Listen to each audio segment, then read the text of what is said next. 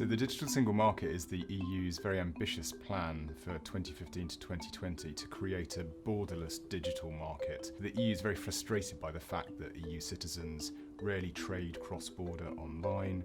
Many goods and services aren't available in different languages, can't be delivered to different countries, and particularly when it comes to digital content, there are lots of invisible barriers, if you like, to trade between member states. So the digital single market is very important for media and tech companies because over the next few years there's going to be a number of pieces of legislation which will delve deep into most of the subsectors of those industries and change some of the most fundamental rules on which they currently operate.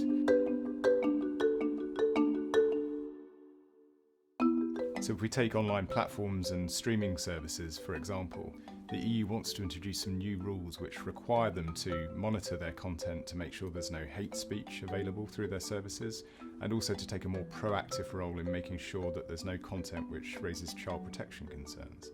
Now those things sound very sensible at a high level, but when you think about the detail, how do you define hate speech, for example? That raises some quite interesting freedom of expression issues, particularly when we bear in mind that many of those platforms are based in the US, which has a very different First Amendment type approach to free speech. So some controversial issues to be worked through there. For broadcasters, probably the most significant change that's coming through is in relation to content portability.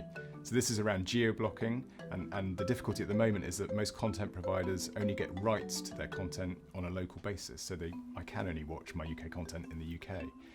What we're going to do is change the rules so that when I'm travelling temporarily in the EU, I'll be able to access my home content, and they're going to create a sort of copyright fiction, which is that as long as I'm only abroad temporarily, I'll be viewed as still being at home for copyright purposes. It's good news for consumers, I think, this one.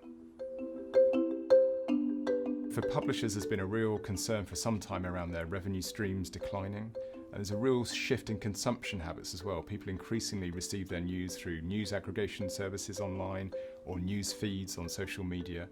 And what the EU wants to do is introduce a new rule which allows publishers to try to monetize those services in a much greater way than they're able to at the moment. I think the publishing industry is pleased. There's a bit of skepticism as well, though, because both Germany and Spain have tried to do this themselves on a local basis in the past, and it didn't really work at all for a number of reasons.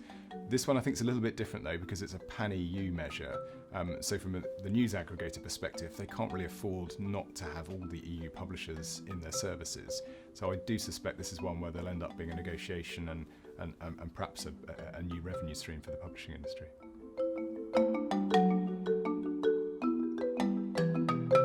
So perhaps one of the most controversial issues in digital single market is the so-called value gap.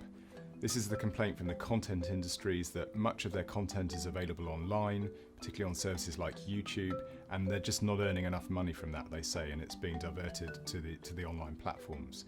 So the EU's already announced that they want to sort of shift the balance, if you like, and force platforms to take a more proactive role in making sure that copyright infringing content isn't on their services, or alternatively taking a license and paying some money, which will then flow back into the EU content industries.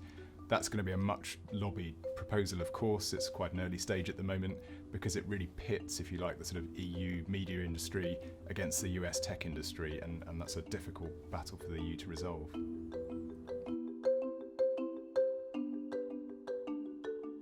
So at the moment we're about a year and a half into the 5-year agenda for digital single market.